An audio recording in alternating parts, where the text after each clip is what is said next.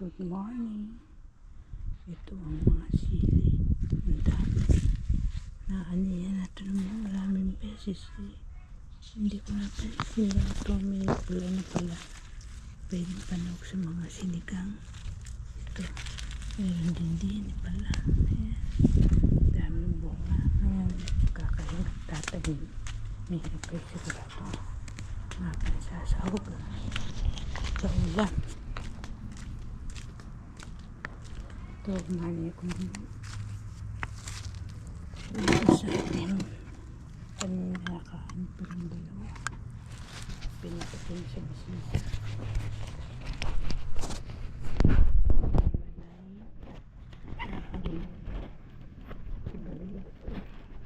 Pwede mamit ng reuse plastic.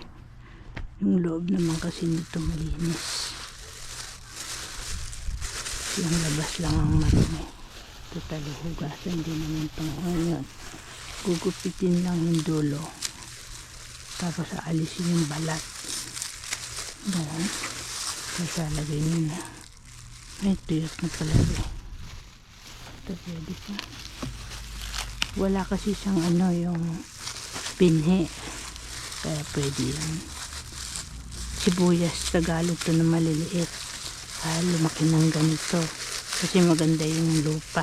Bumili kami ng garden soil sa mabibili sa Lowe's, sa Home Depot, sa Costco. Meron din silang garden soil dun, mga organic Miracle Grow. Yan. So meron din mga sa Bulacan, sa Ginto, bilihan ng mga orchids sa kalamansi.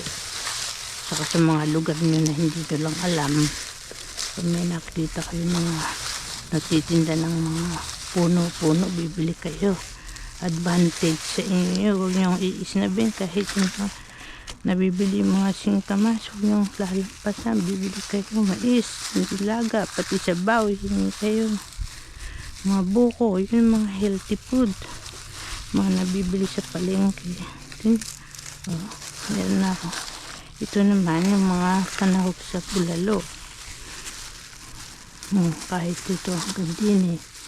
Kaya lang ang paggamit kasi nito hindi pwede marami.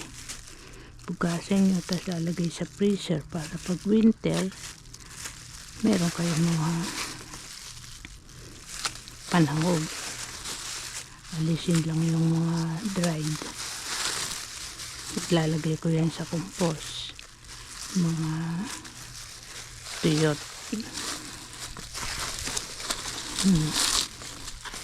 Lagay sa compost yan.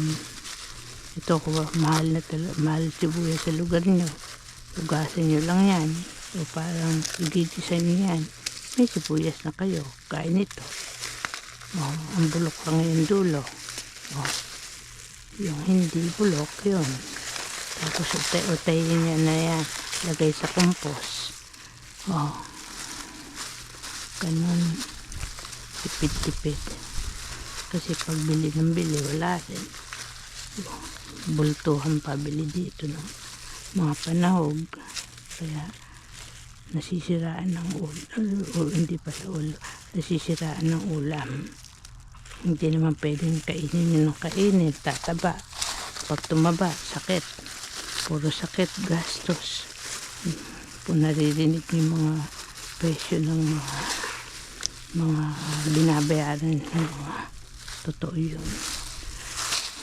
Kung yun naman napakinggan nyo sa Philippines na zero billing, siguro hindi lahat ng ospital. Magtatanong-tanong kayo para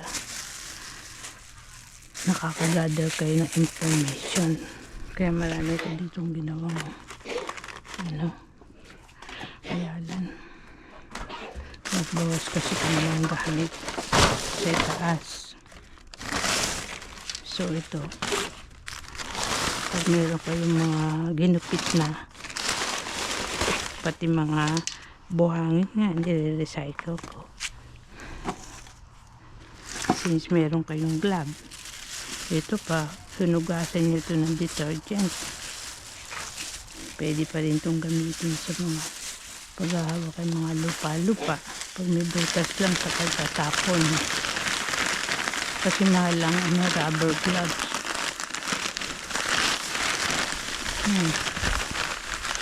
Nakita ko rin ng mga tutorial nito kung paano paggawa ng pagbubutas. So, lalagay nyo lang yan. May compost kayo lalagyan. DIY para gumawa ng mga fertilizer, sarili ng fertilizer. Siyempre, pag nilagyan nyo ng kitchen waste, tatakpan nyo kaagad ng lupa. Minsan pwede yung gawin ng water hose pang walis para hindi maalikabok. Hindi pumasok ang alikabok sa loob ng bahay nyo. Ngayon, ano ko na ito, babalik na rin ko na. Para pagka nagwawalis ako, may lalagyan ako ng mga marami akong compost, marami akong pagtamnan. Yan. Ngayon kung gusto nyo naman na sa lugar nyo, nakapag may sa harapan nyo, nakapagtitinda kayo ng mga gulay, mga naanin nyo, meron kayong pagkakakitaan. Ganun.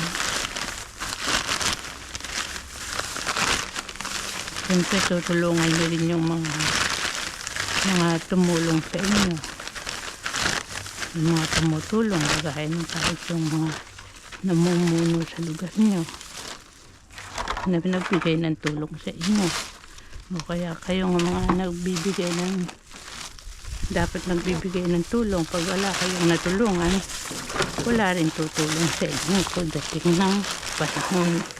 So ito, mga paramihang buhangin, mahirap buhatin.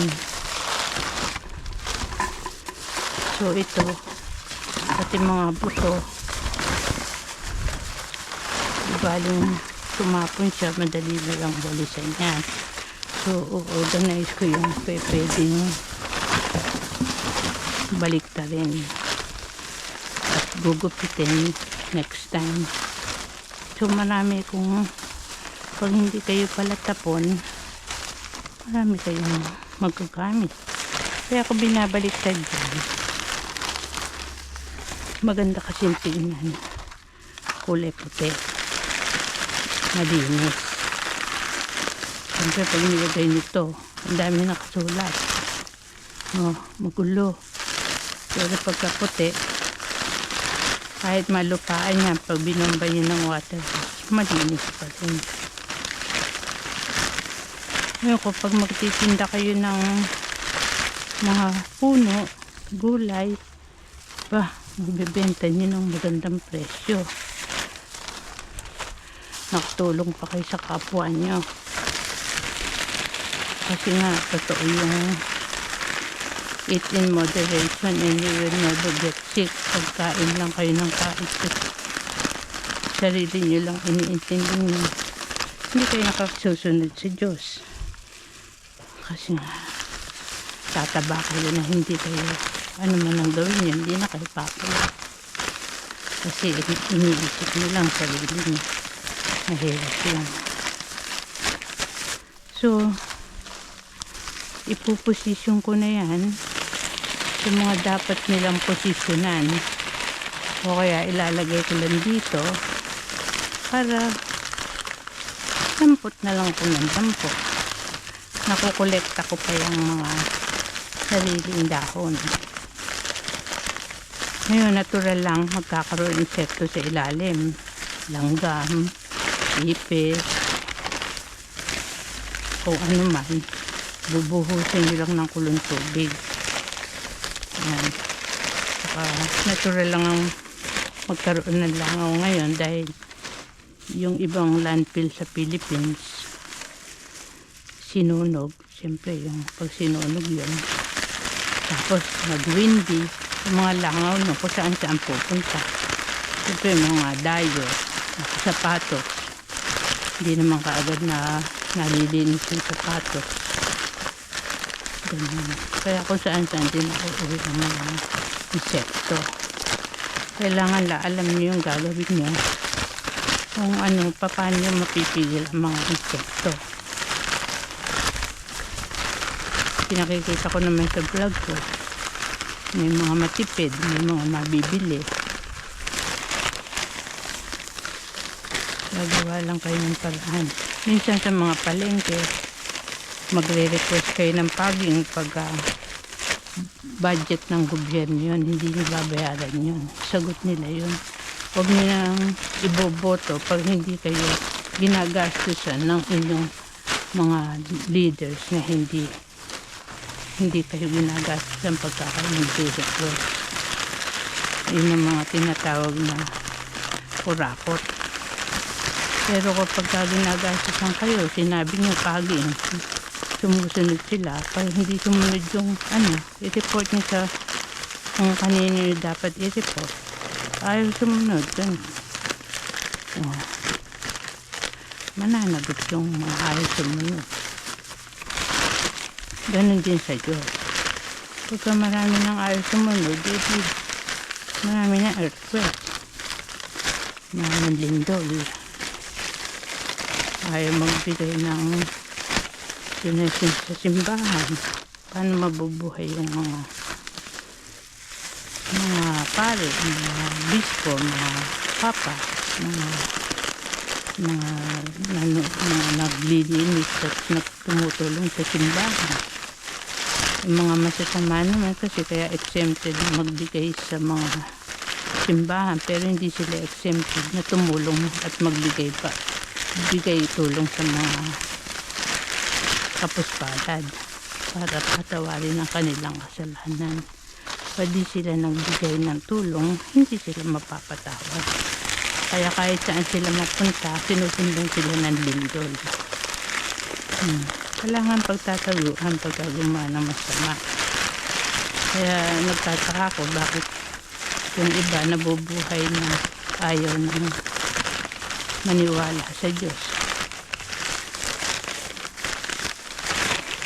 Ay sumunod, ay pabinyag. Napakadali naman.